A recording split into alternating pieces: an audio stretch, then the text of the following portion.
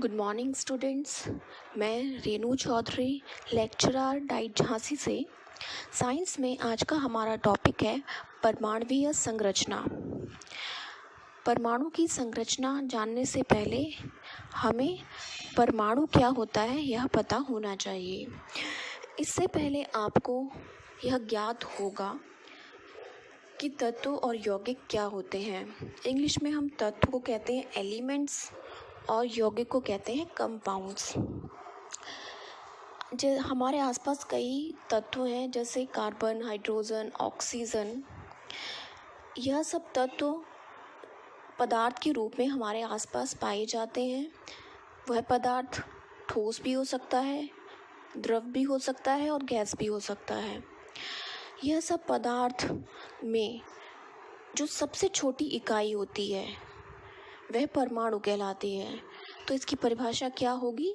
किसी पदार्थ की सबसे छोटी इकाई जो रासायनिक अभिक्रिया में भाग लेती हो वह परमाणु कहलाती है। अब जैसे ऑक्सीजन का परमाणु हम O से दर्शाते हैं, कार्बन का परमाणु हम कार्बन C से दर्शाते हैं। परमाणु की संरचना के बारे में बताने के लिए कई सारे वैज्ञानिक आए और उन्होंने कई सारे मॉडल दिए।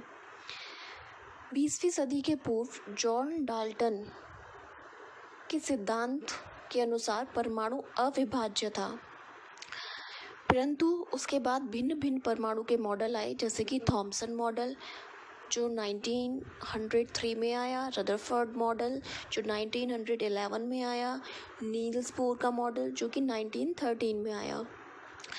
इन सब मॉडल ने यह साबित किया कि परमाणु में 3 उप आणविक कण भी होते हैं।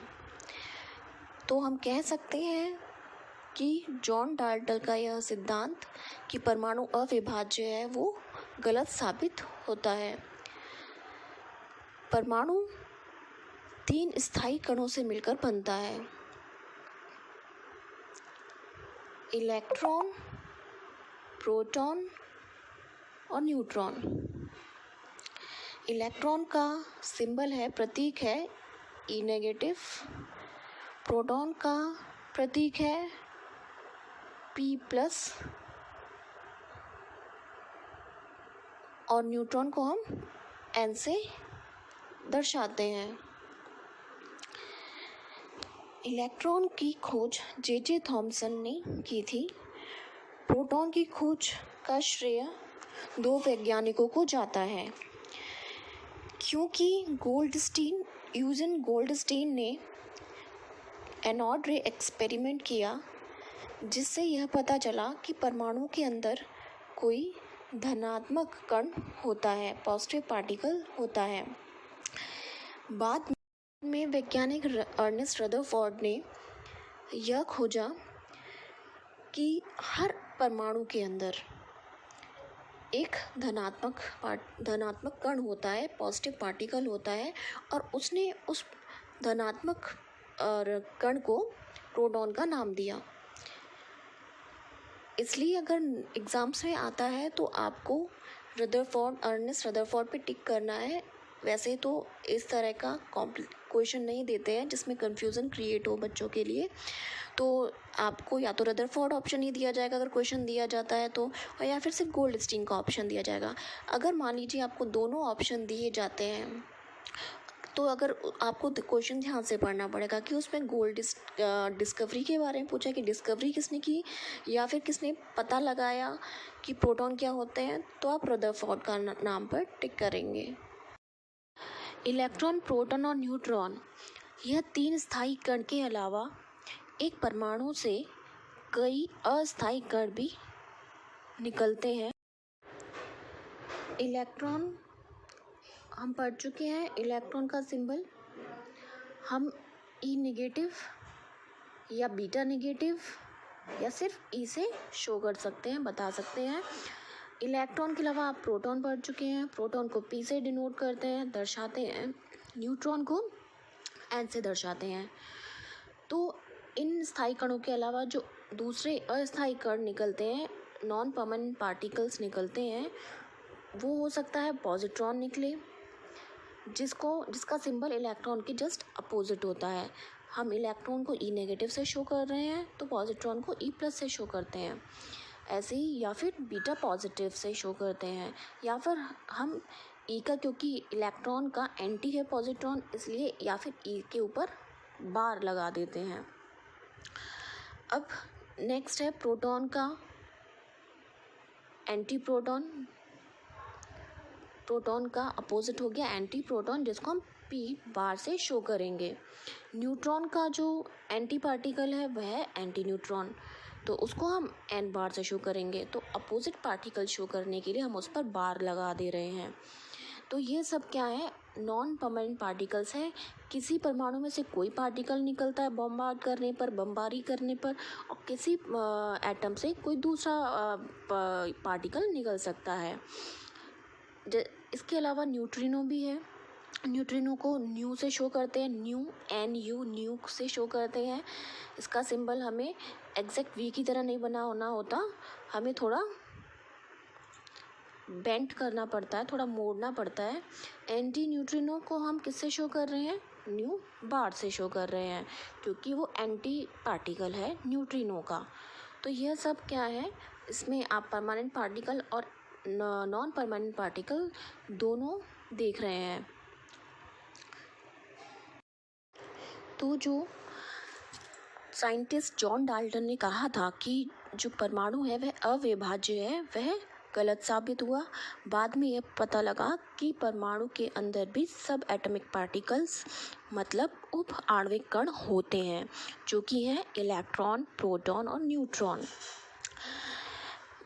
तो विभिन्न मॉडल आने पर परमाणु की संरचना का जो अंतिम निष्कर्ष निकला उसका श्रेय जाता है नील्स बोर को। नील्स बोर जिन्होंने मॉडल दिया 1913 में, नील्स बोर ने 1913 में उन्होंने एक मॉडल दिया। वह मॉडल क्वांटम सिद्धांत पर आधारित था। तो ये क्वेश्चन पूछा जा सकता है, आपको बहुत ध्यान रखना है कि नील्स बोर का मॉडल किस सिद्धांत पर आधारित है। तो आप क्या कहेंगे, क्वांटम सिद्धांत पर। क्वांटम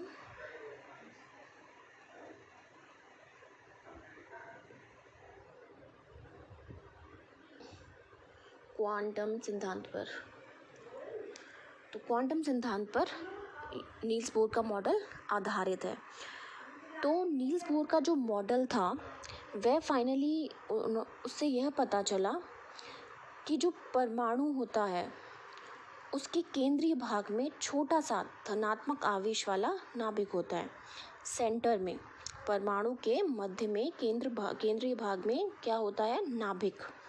और उस नाभिक के अंदर जो हम सेंटर पार्ट को हम नाभिक कह रहे हैं, उस पर कौन सा चार्ज होता है, कौन सा आवेश होता है, धनात्मक आवेश होता है, मतलब पॉजिटिव चार्ज होता है, और जिसमें न्यूट्रॉन व प्रोटॉन होते हैं। तो यह नील्स बोर ने बताया।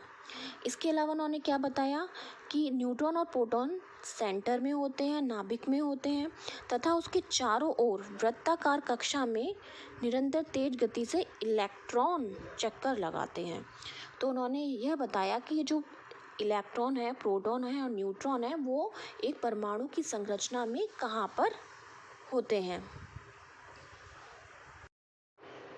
तो हमने ये पढ़ा कि सेंटर में एक सेंटर होता है, इस सेंटर को, इस केंद्र को हम नाभिक कहते हैं, जिसमें न्यूट्रॉन और प्रोटॉन होते हैं, और चारों तरफ क्या होते हैं, चारों तरफ ये जो वृत्ताकार आप देख रहे हैं,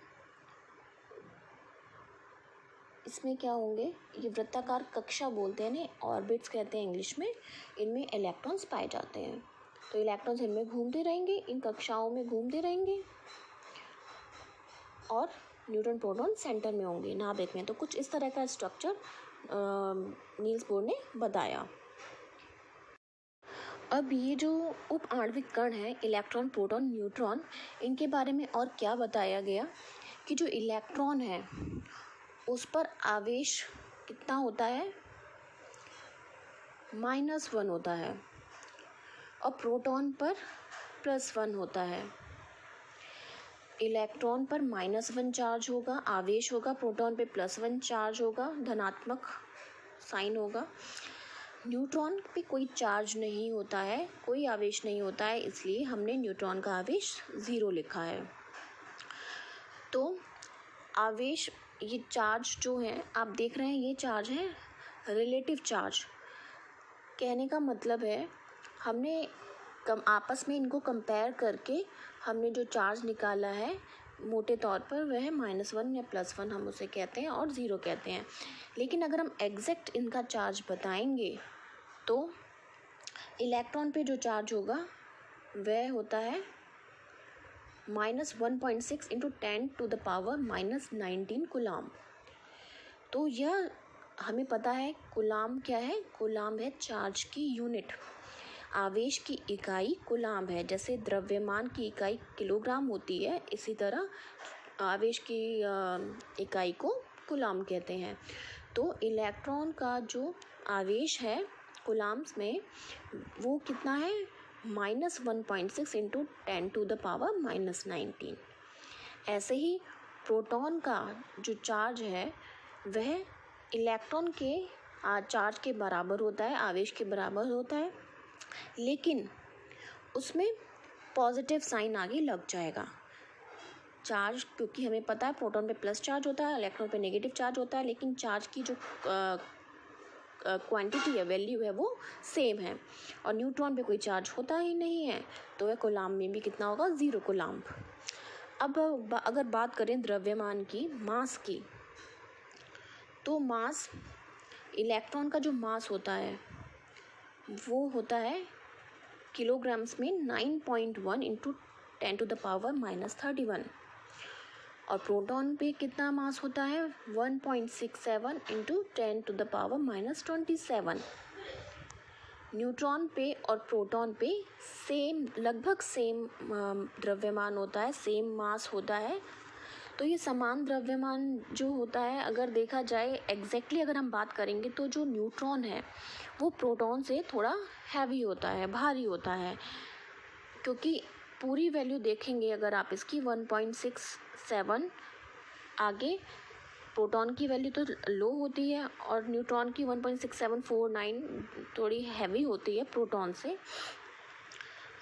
अगर हम क्या करें, द्रव्यमान को किलोग्राम के बाद हम एक और यूनिट होती है AMU यूनिट, यह भी द्रव्यमान की इकाई है। द्रव्यमान की इकाई AMU हम क्यों यूज़ कर रहे हैं, क्योंकि हम ये देखा गया कि इलेक्ट्रॉन, प्रोटॉन और न्यूट्रॉन इतने छोटे कण हैं कि किलोग्राम उनके लिए एक बहुत बड़ी इकाई है। जैसे कि हम क्या करते हैं, कम चीज़ को तौलने के लिए किलोग्राम की जगह ग्राम यूज़ करते हैं या मिलीग्राम यूज़ करते हैं, इसी तरह हम क्या करेंगे, क्योंकि इलेक्ट्रॉन, प्रोटॉन और न्यूट्रॉन और भी छोटे कण हैं, इसलिए हम उनको जिस इकाई से दर्शाते हैं वो है AMU। AMU का मतलब होता है atomic mass unit. Atomic mass unit को पहले यूनिफाइड मास से दर्शाते थे, सिर्फ U लिखते थे, जैसे कि 1U, लेकिन अब इसको एटॉमिक मास यूनिट AMU से दर्शाते हैं। द्रव्यमान की इकाई जो बहुत छोटे कण होते हैं उनके लिए हम AMU लिखते हैं। तो प्रोटॉन और न्यूट्रॉन आप देख रहे हैं, प्रोटॉन और न्यूट्रॉन का जो द्रव्यमान है AMU में वो समान है, 1:1 है लगभग, क्योंकि समान है इनका द्रव्यमान, और AMU में भी इसलिए इनका द्रव्यमान समान है। लेकिन इलेक्ट्रॉन का जो द्रव्यमान है वो 1 से बहुत छोटा है, 0.0005, जिसको हम सिर्फ 0 AMU भी कह सकते हैं। तो ये लगभग 0 के बराबर है। तो हम नॉर्मली 0 AMU इलेक्ट्रॉन का मास यानी कि द्रव्यमान बता देते हैं। अब इलेक्ट्रॉन, प्रोटॉन और न्यूट्रॉन के आवेश और द्रव्यमान जानने के बाद कुछ और चीज़ें जो आपको ध्यान में रखनी है वो आपको पता होनी चाहिए। जैसे कि एक एटम के अंदर, एक परमाणु के अंदर जितने इलेक्ट्रॉन्स होंगे उतने प्रोटॉन्स भी होंगे। जितने इलेक्ट्रॉन्स होते हैं उतने प्रोटॉन्स भी होते हैं एक परमाणु के अंदर। और जितने एक परमाणु के अंदर इलेक्ट्रॉन और प्रोटॉन होते हैं, इनकी जितनी संख्या होती है वह उनकी परमाणु की संख्या भी होती है, या फिर हम परमाणु संख्या या फिर हम उसे परमाणु क्रमांक कहते हैं। तो जितने इलेक्ट्रॉन होंगे या कह सकते हैं जितने प्रोटॉन होंगे उस परमाणु का परमाणु क्रमांक भी उतना ही होगा। क्रमांक का मतलब है क्रम संख्या, क्योंकि हमने परमाणुओं को परमाणु न बोल के हमें बोलना चाहिए तत्वों को, एलिमेंट्स को हमने एक सीरियल ऑर्डर में लगा रखा है। हाँ, तो उस सीरियल ऑर्डर में हमने जिस नंबर पर हमने क्या कर रखा है, उस परमाणु को रखा है, वह उसका परमाणु क्रमांक कहलाता है। जैसे कि कार्बन का परमाणु क्रमांक 6 होता है, तो इसका मतलब है कि वो उस सीरीज में, उस सारिणी में वह 7वें नंबर पर आएगा। हम एक टेबल बनाई गई है सारे तत्वों को स्टडी करने के लिए, आसानी से पढ़ने के लिए। तो उस सारिणी में जो तत्वों को बढ़ते हुए परमाणु क्रमांक के आधार पर रखा गया है, तो जो पहले नंबर पर है, पहले क्रम पर है, उसका परमाणु क्रमांक 1 हो गया, और जो दूसरे नंबर पे है उसका परमाणु क्रमांक 2 हो गया। इसी तरीके से अगर कार्बन की बात करें तो परमाणु क्रमांक उसका 6 है, क्योंकि वह 6ठे नंबर पर है। तो सबसे पहला पॉइंट हमने क्या स्टडी किया कि इलेक्ट्रॉन और प्रोटॉन का नंबर समान होता है एक परमाणु के अंदर, और वही उसका परमाणु क्रमांक भी कहलाएगा। जितने प्रोटॉन होंगे, जितने इलेक्ट्रॉन होंगे, इसका मतलब वह उसका परमाणु क्रमांक भी वही है, वह उसी नंबर पर उस सारिणी में, उस टेबल में आएगा। नेक्स्ट, दूसरी चीज़ जो आपको पता होनी चाहिए कि एक जो परमाणु का मास है, द्रव्यमान है, वो किस पर निर्भर करता है? वो निर्भर करता है नंबर ऑफ न्यूट्रॉन और नंबर ऑफ प्रोटॉन्स पे। न्यूट्रॉन की संख्या और प्रोटॉन की संख्या को जब हम जोड़ देते हैं तो हमें उस परमाणु का द्रव्यमान ज्ञात हो जाता है। अब न्यूट्रॉन और प्रोटॉन को दोनों को जोड़कर हम न्यूक्लियॉन्स भी बोलते हैं। न्यूट्रॉन और प्रोटॉन को कलेक्टिवली एक साथ हम क्या बोलते हैं? न्यूक्लियॉन्स भी बोलते हैं। तो मान लीजिए अगर हमें क्या करना है, मान लीजिए हमें न्यूट्रॉन निकालना है, नंबर ऑफ न्यूट्रॉन निकालना है। अगर हम अभी ऊपर जो बात कर रहे थे कि अगर हमें एक भी चीज़ पता है, इलेक्ट्रॉन, प्रोटॉन और एटॉमिक नंबर में से एक पता होगी तो ये तीनों चीज़ें हमें पता चल जाएंगी। अगर मान लीजिए एक क्वेश्चन है और उसमें परमाणु द्रव्यमान दे रखा है और प्रोटॉन की संख्या दे रखी है, और न्यूट्रॉन निकालने को अगर आपसे बोला जाए तो बहुत इजी है। आप क्या करेंगे? परमाणु द्रव्यमान से प्रोटॉन की संख्या को घटा देंगे, माइनस कर देंगे, तो आपके कितने न्यूट्रॉन की संख्या है वह निकल जाएगी। तो ये दूसरा पॉइंट था। अब थर्ड पॉइंट में आप देखिए, थर्ड पॉइंट में आप देख रहे होंगे कि यहाँ पे कार्बन है, कार्बन का सिंबल C होता है। तो कार्बन का सिंबल है ये आपको जहाँ तक है, आपने जब पढ़ा होगा एलिमेंट्स के बारे में, तत्वों के बारे में, तब आपने ये देखा होगा कि जो कार्बन है उसको C से हम दर्शाते हैं। अब हमें क्या करना होता है, जब हम किसी सिंबल को लिखते हैं, किसी भी तत्व के प्रतीक को लिखते हैं, तो उसमें परमाणु क्रमांक तो हम लिखते हैं नीचे की ओर और परमाणु द्रव्यमान लिखते हैं ऊपर की ओर। जैसे कि कार्बन का परमाणु क्रमांक हम क्या समझ जाएंगे कि 6 है और परमाणु द्रव्यमान है 12। ऐसे ही ऑक्सीजन का परमाणु क्रमांक 8 है, वो नीचे लिखा गया है, और परमाणु द्रव्यमान है वो 16 है, वो ऊपर लिखा गया है। तो कई बुक्स में हो सकता है आपको इस तरह से दिखाया जाए कि लेफ़्ट साइड में है दोनों चीज़ें, परमाणु क्रमांक भी और परमाणु द्रव्यमान भी। लेकिन किसी बुक में हो सकता है कि परमाणु क्रमांक आपको लेफ़्ट साइड में नीचे की तरफ दे रखा हो और परमाणु द्रव्यमान ऊपर की तरफ दे रखा हो, लेकिन राइट साइड में। और किसी बुक में ऐसा भी हो सकता है कि परमाणु क्रमांक और द्रव्यमान दोनों ही राइट साइड में दिए हों। तो इससे कोई फ़र्क नहीं पड़ता है, बस आपको इतना ध्यान रखना है कि परमाणु क्रमांक नीचे की ओर ही होना चाहिए और परमाणु द्रव्यमान ऊपर की ओर ही होना चाहिए। अब ये सारी चीज़ें जो मैं बता रही हूँ वो स्पेशली बहुत सारे स्टूडेंट्स साइंस के हैं, तो वो आसानी से ये चीज़ ग्रेस्प कर लेते हैं, उन्हें समझ में आ जाता है। लेकिन कुछ बच्चे जो आर्ट्स साइड के हैं, उनको थोड़ी दिक्कत होती है, क्योंकि वो ऑलमोस्ट सारी चीज़ें भूल गए होते हैं। तो उनको थोड़ा ध्यान देने की ज़रूरत है, तो उन्हें अच्छे से समझ में आ जाएगा। अब देखिए, अगर ये जो क्वेश्चन है,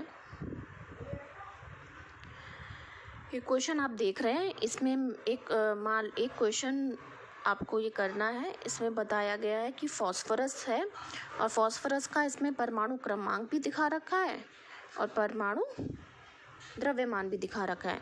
तो अगर आपसे पूछा जाए कि बताइए कि इसमें नंबर ऑफ इलेक्ट्रॉन्स कितने हैं, इलेक्ट्रॉन की संख्या कितनी है इसमें, तो आप क्या बताएंगे? और प्रोटॉन की संख्या कितनी बताएंगे?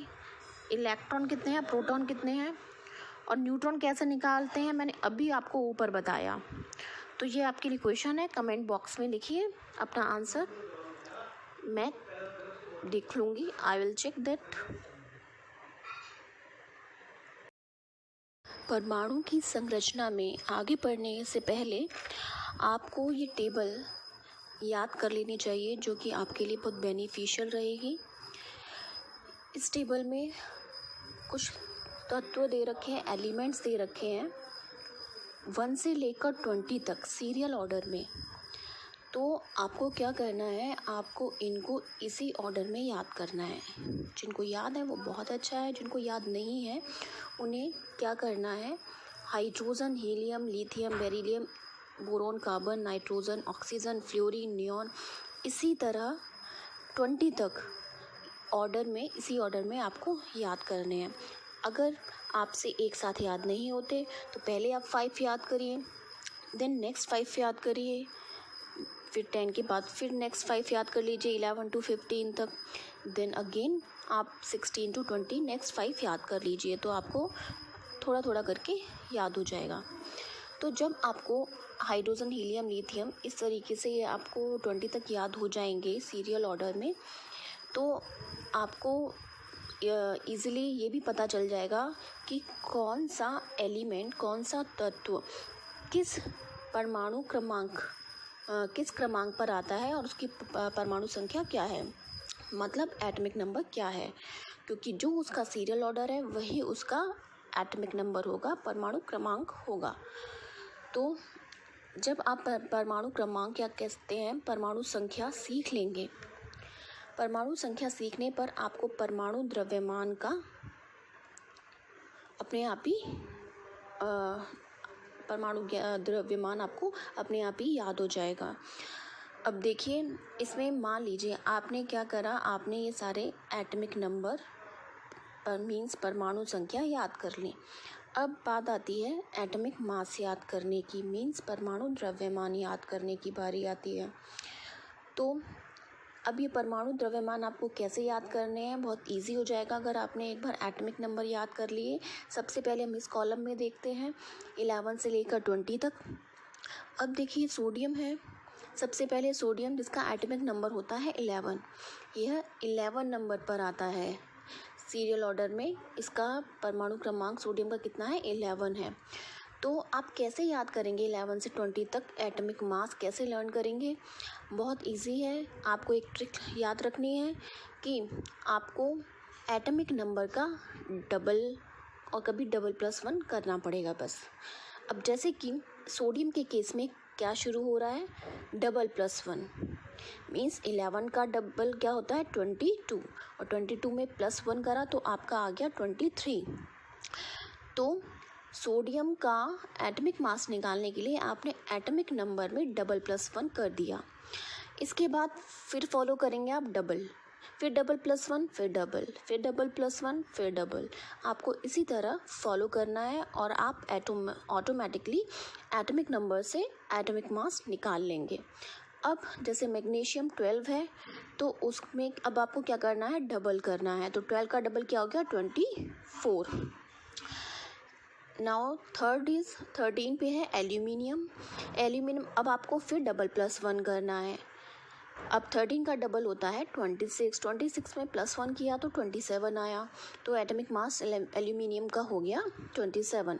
देन फिर डबल 14 का डबल 28, देन डबल +1 फॉस्फोरस में 15 का डबल 30 और 30 में 1 प्लस किया 31।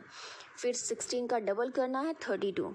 तो हम क्या करेंगे, डबल डबल +1 सोडियम से स्टार्ट करेंगे तो डबल +1 डबल डबल +1 डबल, इस तरह से आपको कैल्शियम तक चलना है। लेकिन इस सीरीज़ में ये जो सीरियल ऑर्डर है इसमें 2 एक्सेप्शन है, अपवाद हैं। एक तो है क्लोरीन का और एक है आपका आर्गन का। तो क्लोरीन जो है होना तो चाहिए था 35, बट आपको याद रखना है कि ये 35 ना रख के आप इसकी वैल्यू हर जगह पर 35.5 रखेंगे। ये हमारे हाथ में नहीं है, ये क्योंकि सारे एटॉमिक मास पहले से ही ऑलरेडी कैलकुलेटेड है, हम इसमें कोई चेंज नहीं कर सकते। तो क्लोरीन में 35.5 याद रखना है आपको। और आर्गन का देखा जाए तो होना चाहिए था डबल, 18 का डबल 36, बट आपको ये दूसरा एक्सेप्शन है, अपवाद है, जो कि आपको याद रखना है कि ये एटॉमिक मास इसका 40 होता है। तो आपको डबल +1 डबल डबल +1 डबल करते जाना है, बस इन दोनों केस को छोड़कर। अब जब आप ये पूरी रो याद कर लेंगे, इस पूरी रो को याद करने के बाद आप एक चीज़ नोटिस कर रहे हैं होंगे कि जो आर्गन है और कैल्शियम है इनका एटॉमिक मास सेम है, इनका जो परमाणु द्रव्यमान है वो समान है। तो हम कह सकते हैं वह तत्व जिनका परमाणु द्रव्यमान समान हो लेकिन परमाणु संख्या भिन्न भिन्न हो, ऐसे एलिमेंट्स को हम क्या कहते हैं, समभारिक। समभारिक को इंग्लिश में हम कहते हैं आइसोबार्स। तो आपको याद रखना हिंदी में समभारिक।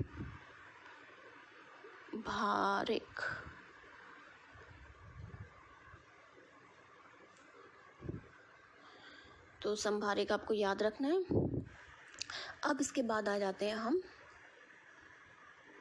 पहले कॉलम पर आ जाते हैं, 1 to 10 तक आ जाते हैं।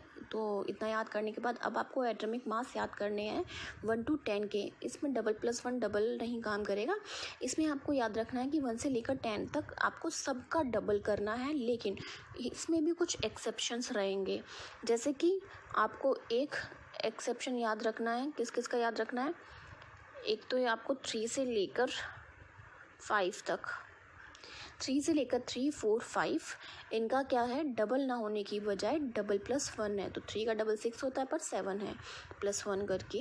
बेरिलियम का 4 का डबल 8 होना चाहिए बट 9 है। बोरॉन का क्या है, डबल +1 है, मीन्स 10 की जगह 11 है। तो लिथियम, बेरिलियम और बोरॉन का डबल +1 करेंगे और फ्लोरीन है उसका डबल +1 करेंगे।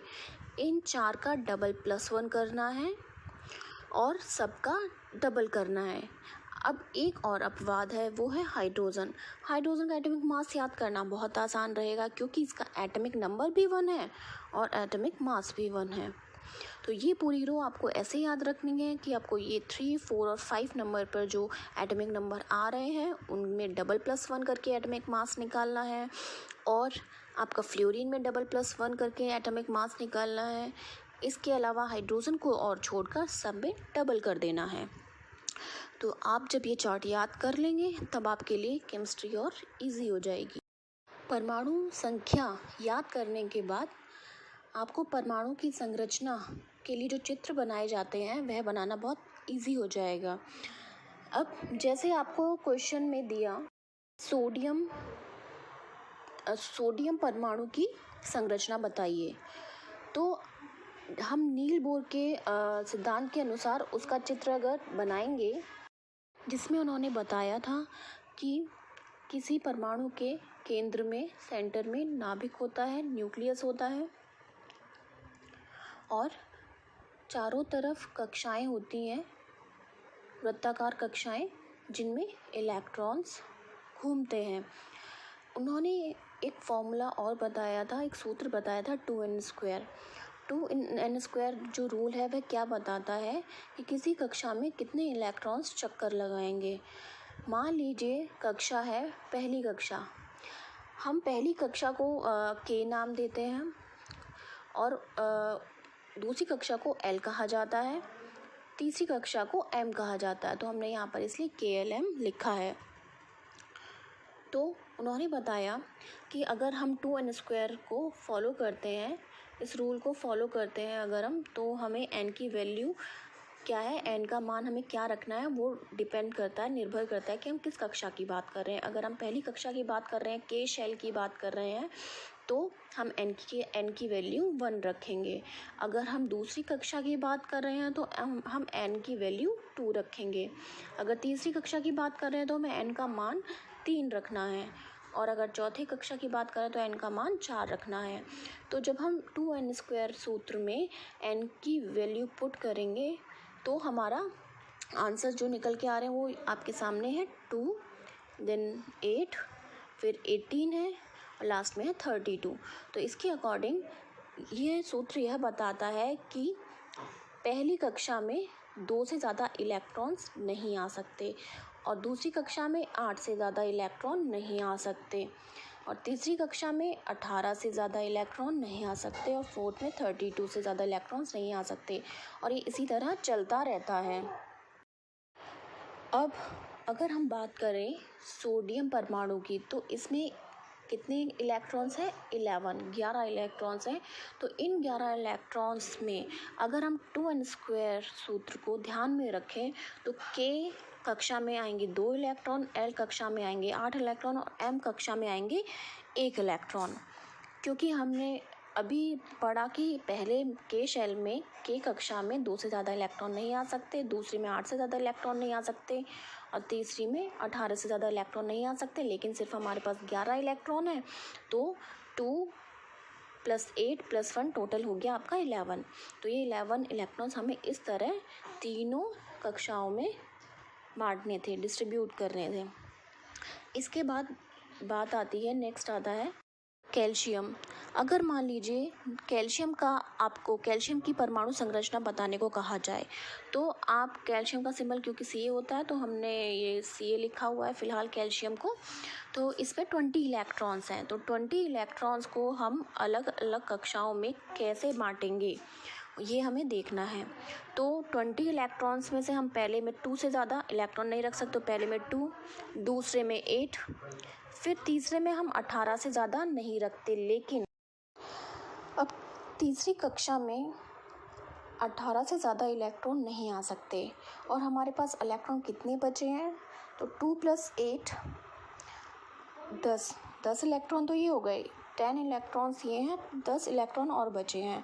तो अगर हम M शेल में, हमारी जो M कक्षा है इसमें अगर हम 10 इलेक्ट्रॉन रख देते हैं, तो बोर ने एक और पॉइंट दिया था कि जो आउटर मोस्ट शेल होती है, बाह्यतम कक्षा होती है, उसमें 8 से ज़्यादा इलेक्ट्रॉन नहीं हो सकते। तो ये उन्होंने इसलिए बोला था क्योंकि वो एटम फिर स्टेबल नहीं हो पाता। तो अगर हम बात करें 8 की, इसमें 8 इलेक्ट्रॉन क्यों हैं, तो इस वजह से हमने क्या करा है, इस 10 इलेक्ट्रॉन को बांट दिया है कि M कक्षा में 8 इलेक्ट्रॉन कर दिए हैं और N कक्षा में 2 इलेक्ट्रॉन कर दिए हैं।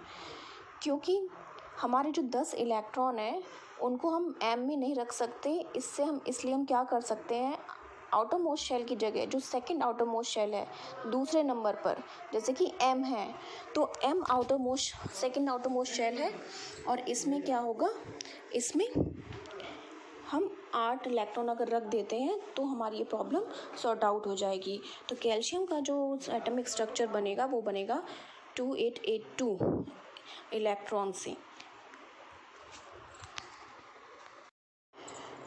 तो आज आपने जो पढ़ा है इसमें से अगर आपको कोई प्रॉब्लम है, कुछ समझ में नहीं आया है, तो मैं दोबारा एक्सप्लेन कर दूँगी, और आप कमेंट बॉक्स में लिखिए जो भी आपको परेशानी प्रॉब्लम है बताइए।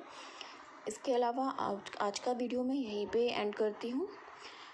इस चैप्टर का नेक्स्ट पार्ट कल मिलेगा आपको। तब तक के लिए बाय, थैंक यू।